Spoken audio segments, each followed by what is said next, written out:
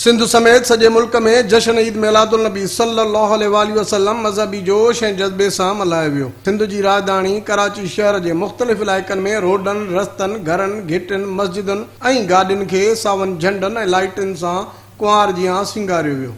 जमियत उलमाए पाकिस्तान, पाकिस्तान सुन्नी तहरीक, जमायत इस्लाहुल मुस्लिमीन ऐं ॿियनि मज़हबी तोड़े समाजी तंज़ीमुनि पारां खारा दर खां धार रैलियूं कढियूं वयूं। खारा दर खां शुरू थियल रैलियूं निश्तर पार्क वटि इख़्तिताम पज़ीर थियूं, जिथे जलसो मुनक़िद कयो वियो। वॾे वज़ीर सैयद मुराद अली शाह खारा दर जुलूस में पहुची मज़हबी अॻुवाननि सां मुलाक़ात करे इंतज़ामनि जो जाइज़ो वरितो।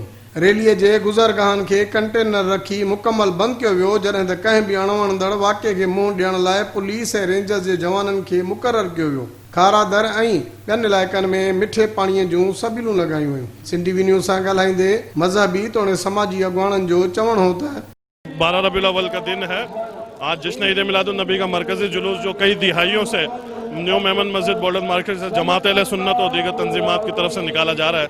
हम सिर्फ यही पैगाम देते हैं कि हुजूर के खाके बनाने वाले जो है वो खाक में मिल जाएंगे। आज का दिन इंतहाई मुबारक और इंतहाई मुक़द्दस दिन है कि आज के दिन मुसलमाना ने आलम हुजूर करीम अलैहिस्सलातु वस्सलाम का जश्न विलादत मनाते हैं। जिस तरह दुनिया में मनाया जाता है इसी तरह वलवले के साथ पाकिस्तान में मनाया जाता है। सरकार जे सना जे बगैर मामलो ही नहीं दरूद जे बगैर। अल्लाह साईं जी मुझे हबीब ते एकड़ो दरूद शरीफ पढ़ियो ताकि 10 नेकियूं मिलदियूं, 10 गुनाह माफ़ थींदा, 10 दर्जात बुलंद थींदा। मोहब्बत रसूल के जज्बे से सरशार आशिक रसूल सड़कों पर मौजूद है, आपके सामने है।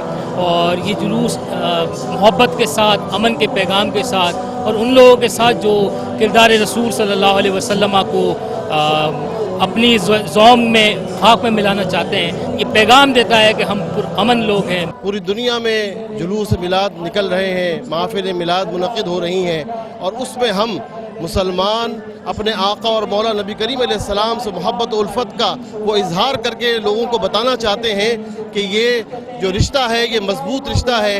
मरकज़ी जुलूस जे इख़्तिताम पज़ीर थियण खां पोइ जलसो मुनक़िद कयो वियो, जिथे मज़हबी अॻुवाननि ख़िताब पिणु कयो। जश्न ईद मिलादुल नबी सल्लल्लाहु अलैहि वसल्लम मज़हबी जोश ऐं जज़्बे सां मल्हायो वियो। जुलूस में शिरकत कंदड़नि जो चवणु आहे त हुज़ूर पाक सल्लल्लाहु अलैहि वसल्लम ते दुरूद पढ़ण खां पोइ दिलनि मथां मेरो कट लही वञे थो। कैमरामैन अली रज़ा ज़ैदी सां बशीर संजराणी, सिंध टीवी न्यूज़, कराची।